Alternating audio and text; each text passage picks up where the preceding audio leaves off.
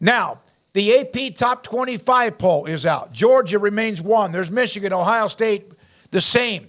As you pretty much can tell, there's a little bit of movement in the second 5 because of Oklahoma's loss. They dropped to 10. Texas up. Alabama sneaking up. Oregon with another impressive win against Utah. And then you see 15, 16 through 20. Oregon State beaten. They drop a little bit. UCLA with a win against Colorado. And then there you have Kansas State and KU at number 22 and 25. Yeah, Shadur Sanders suffered the brunt of UCLA's win there. That was criminal by what his offensive line was doing to him, or what the defensive line was doing to him that the offensive line could not stop.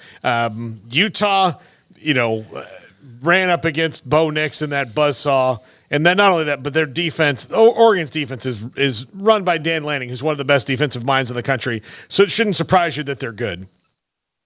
And when you're not playing with your starting quarterback, that allows a team like Oregon to clamp down on you.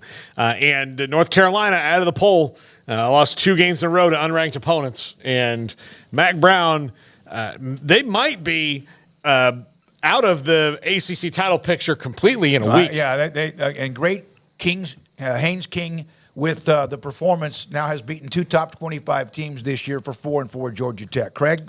Yeah, I'm not so sure Oregon's not better than Washington, but we can see that down the road perhaps. But, yeah, I mean, Washington remains unbeaten, but they've obviously got some issues, and Oregon looks really, really good. That was an impressive win over Utah, just destroyed them when all was said and done, and that doesn't happen to Utah very often. So that was, kind of a long time coming in a way because – this was such a step up in competition, and they had been getting by with the quarterback situation and all that to their credit. But it just goes to show you that Oregon's a different type of level to what they've been playing all year long. So really impressive by the Ducks. They're right there in the CFP conversation. Oklahoma drops obviously as you mentioned, and it makes sense, but still sitting at 10's not too bad. Oregon State tumbles 5 spots. What a win for Arizona. And it wasn't a fluke. I don't know how many people stayed up late to watch that, but Fafita and company and Michael Wiley had 2 huge touchdowns in the fourth quarter as he came back after a few games away with an injury. But 2 massive scores from him to tie the game and then give him the lead. Or I think it was to tie and then give him the lead. But, that was a really good win there for Jed Fish and company. Bummer for Oregon State, though, because with 2 losses, that, kind of throws things a little bit more sideways for them and their overall hopes. But, Tulane, what are the James Madison, they're at the bottom. Good to see those schools, but Air Force all the way up to 17. Good, so just some of the regulars in this poll, but have been regular throughout most of this year.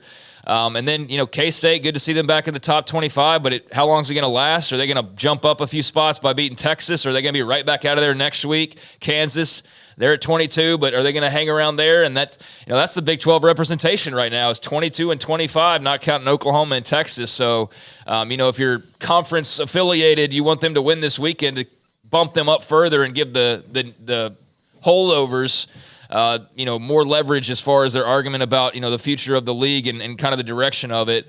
It's good to see them getting that back into the poll, but need to get higher than that and find a sticking place there. By the way, some of you in the note, Chris Kleiman has been able to get K-State in a great position, including winning the Big 12 last year and the win against TCU, but 0-4 in his time at Kansas State against Texas. And so there was a time when K-State, that was Texas's Achilles, like Texas was Nebraska's Achilles in that stretch for a long, long time. Speaking of Washington, we know they beat Oregon earlier this year. It was a great game. Here's who they have coming up the next 3 weeks.